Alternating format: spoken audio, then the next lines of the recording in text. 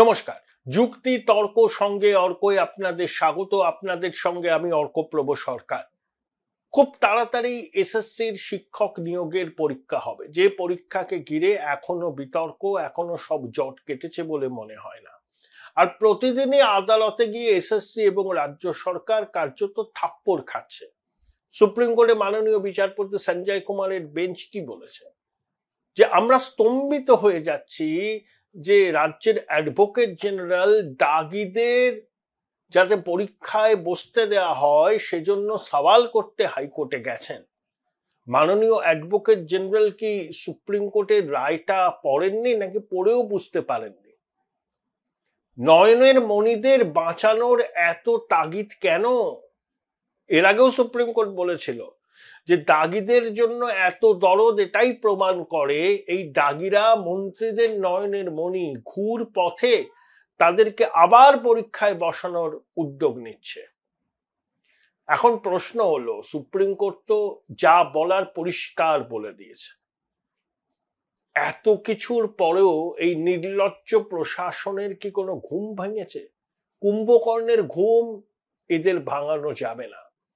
এরা মনে করে সুপ্রিম কোর্ট বলেছে আমরা আমাদের পথে অবিচল থাকবো। না হলে মুখ্যমন্ত্রী বলতে পারেন যারা দাগি হিসাবে চিহ্নিত হয়েছেন শিক্ষক, তাদেরকে গ্রুপ সি পদে নিয়োগ করা যায় কিনা সেটা নিয়ে তিনি আইনজ্ঞদের পরামর্শ নেবেন। এখন প্রশ্ন হলো, এটা তো সরকার পরীক্ষাটা নিয়েছিল 2016 সালে, এসএসসি নিয়েছিল।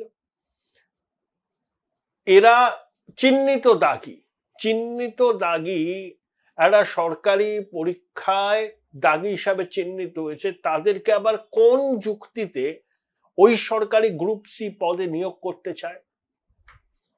এবং দাগিদের প্রতি এই সরকারের যে খুব দরদ, এটা কিন্তু আর কোনো লুকোছাপা নেই, এটা স্পষ্ট।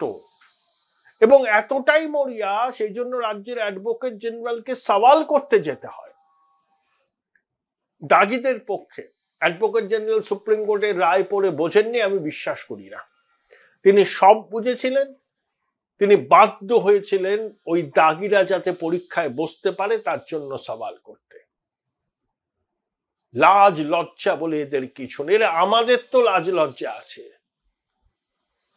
পশ্চিমবঙ্গের মানুষকে তো বাইরের রাজ্যে অন্য জায়গায় প্রশ্নের মুখে পড়তে হচ্ছে যে এখানে কি হচ্ছে। এই পশ্চিমবঙ্গ শিক্ষাক্ষেত্রে তার একটা আলাদা ভূমিকা ছিল, সারা বিশ্ব সম্মান করত। নামি দামি পণ্ডিতরা, ব্যক্তিত্বরা এই রাজ্য থেকে, এই শিক্ষা ব্যবস্থার মধ্যে থেকে উঠে জগৎ সভায় শ্রেষ্ঠ আসনটা লাভ করেছিলেন। আর আজকে এরা শিক্ষকের চাকরি বেচছে, শিক্ষাটাকে মায়ের ভোগে পাঠিয়ে দিয়েছে। এদের লাজ লজ্জা না থাকতে পারে? আরে আমাদের তো লাজ লজ্জা আছে। এরা বড় বড় গাড়িতে চড়ে নিরাপত্তা রক্ষী পরিবেষ্টিত হয়ে ঘোরে। সাধারণ মানুষের সেন্টিমেন্ট, ফিলিং, তারা কি ভাবছে সে হয়তো তাদের কর্ণকুহরে প্রবেশ করে না। ক্ষমতায় থাকতে থাকতে থাকতে থাকতে এরা সব কান দিয়ে দেখে। স্তাবকুল হয়তো বলে সব ঠিক আছে, কিচ্ছু হয়নি, মানুষ একেবারে আবার দুহাত তুলে আশীর্বাদ করবে। তখনই স্তাবকদের এই সব কথা শুনে তারা মাটির সঙ্গে সংস্রবটা হারিয়ে ফেলেন। তারা জানেন না মানুষ বলছে এরা চৌর্যবৃত্তির সাম্রাজ্যকে প্রতিষ্ঠা করেছে। নিজেরাই স্বীকার করছে এরা চৌর্যবৃত্তির সাম্রাজ্যকে প্রতিষ্ঠা করেছে। সুপ্রিম কোর্ট বলেছে বহু ছেলেমেয়ের জীবন নষ্ট করেছে এসএসসি রাজ্য সরকার, তাও লজ্জা নেই। এতটা নির্লজ্জ এরা। বারবার করে আদালতে যাচ্ছে, দাগিদের বাঁচাতে হবে। আসলে ওই দাগিরাই তো টাকা দিয়েছে না বিভিন্ন স্তরের নেতাদের, দালালদের। দাগিদের যদি ওই টাকা ফেরত দিতে হয় সুদ সহ, তাদের চাকরি রইল না, টাকাও ফেরত দিতে হলো, তারা তো ওই যাদেরকে টাকা দিয়েছে তাদের উপর চড়াও হবে টাকাটাকে ফেরত পাওয়ার জন্য। এবং সেই দালালগুলো হচ্ছে শাসক দলের বিভিন্ন স্তরের নেতা। একটা চেন। ওই যে জীবন কৃষ্ণ, ওই যে কাকু, ওই যে কিছু আমলা, কিছু প্রসন্ন রায়, আরো অনেক আছে, কুন্তল, শান্তনু, অনেক আছে। এরা একটা পিরামিড স্ট্রাকচারে কাজ করেছে, নিচের থেকে উপরে উঠে একেবারে সর্বোচ্চ প্রভাবশালীদের কাছ পর্যন্ত টাকার ভাগ পৌঁছেছে। সংগঠিত দুর্নীতি, একজন দুজনের পক্ষে এই দুর্নীতি সম্ভব নয়। এই দুর্নীতির চক্র বিস্তৃত, এবং রাজ্যের প্রশাসন যদি এইসব বিষয়ে কিছুই না জানে, তাদের অপদার্থতা ক্ষমাহীন, আর জেনে পরেও তারা যদি কোনো ব্যবস্থা না নেয়, সেটা কিন্তু অপরাধ। সেই জন্য সুপ্রিম কোর্ট বলেছেন অনেক মানুষের জীবন এরা নষ্ট করেছে। যারা বঞ্চিত, যারা চাকরি পেল না, এই দুর্নীতির জন্য পথের তুলায় বসে রইল, সুপ্রিম কোর্ট বলেছে তাদের প্রতি সিম্প্যাথি আছে, সহানুভূতি আছে, কিন্তু তারা পরীক্ষায় বসার যোগ্যতা পেলেন না। এর দায় কার? একমাত্র সরকার, এসএসসি এবং বিকাশ ভবনের। এই দায় তারা এড়াতে পারেন না। ক্ষমা স্বীকার চাইলেন একবারও মানুষের কাছে? ক্ষমা চাইলেন না, এখনো দাগিদের ওয়ে সওয়াল করছেন। শিউরে ওঠার মতো ঘটনা। মানে কতটা বেপরোয়া হলে, কতটা দোকান কাটা হলে এরকম ভাবে দাগিদের পক্ষে আসরে নামে একটা সরকার, রাজ্যের শাসক দল। আমাদের লজ্জা আছে, লজ্জায় আমাদের মাথা হেঁট হয়ে যায়। কিন্তু দেখুন এদের লজ্জা নেই। সুপ্রিম কোর্ট দুগালে থাপ্পড় মারছে প্রতিদিন, তাও আদালতে যাচ্ছে। বিচারপতিদের ভৎসনাতেও এরা টলছে না, নানা রকম যুক্তি সাজিয়ে ওই ঠগের বাড়ির বোঝ এসএসসি চলে যাচ্ছে। আচ্ছা, এসএসসি পরীক্ষা নিলে সেই পরীক্ষা কখনো সুষ্ঠু হতে পারে? আবার দুর্নীতি করবে এরা, কারণ দুর্নীতিবাজরা এখনো সিস্টেমের মধ্যে আছে। Full proof education examination mechanism এখনো ইভলভ করা হয়নি। অন্যভাবে করা যেতে পারত, সেটা হয়নি। কিন্তু আমার ঘোর সন্দেহ আছে শেষ পর্যন্ত ডিসেম্বরের মধ্যে চাকরি পরীক্ষা যারা দিচ্ছেন তারা চাকরি পাবেন কিনা। ওই যে বললাম ঠগের বাড়ির বোঝ। একটা বিষয় বলে প্রতিবেদন শেষ করব। তৃণমূলের খুবই এক্সেন্ট্রিক ভদ্রমহিলা মহুয়া মৈত্র সব সময় ফটর ফটর করেন। ইংরেজিটা বলতে পারেন বলে ভাবেন তিনি অনেকের থেকে আলাদা। তিনি মতুয়া সম্প্রদায় নিয়ে যে কথাগুলো বলেছেন, সেটা মতুয়া সম্প্রদায়ের সবাই ক্ষুব্ধ। ওরা আচার মালা ব্যবহার করেন। মহুয়া মৈত্র কিছু না জেনে বললেন কাঠের মালা। বললেন আপনারা সারাদিন তৃণমূলী কাঠের মালা জপতে জপতে সরকারি পরিষেবা নিতে আসেন, আর ভোটের সময় সনাতনী। মহুয়া দেবী জানেন না সরকারি পরিষেবা কি তৃণমূলের সম্পত্তি নাকি? সরকার সবার। সরকার যখন পরিষেবা দেয় সবার জন্য দেয়। তাহলে সরকারি পরিষেবা পেতে গেলে তৃণমূল কংগ্রেসের ঘরে নাম লিখতে হবে, লেখাতে হবে। এই স্পর্ধা আপনার কোত্থেকে হলো?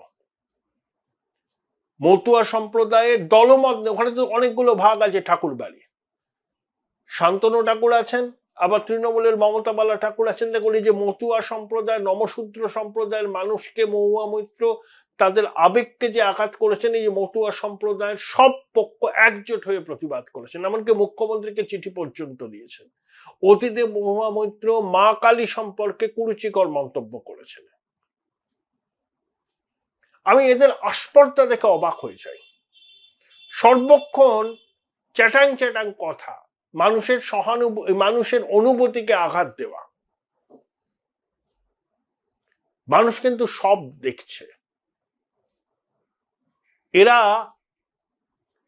বৃত্তটা সম্পূর্ণ হওয়া একটু বাকি আছে। এদের সব অনাচার, সব পাপ, এই পাপের এই বৃত্ত, পাপের ঘোড়া পূর্ণ হওয়ার মুখে দাঁড়িয়ে আছে। যেদিনকে এই পাপের ঘোড়া পূর্ণ হবে, জনদেবতা এদের ইতিহাসের আস্থা করে নিক্ষেপ করবেন। অনেকে বলছেন সেই সময় এগিয়ে আসছে।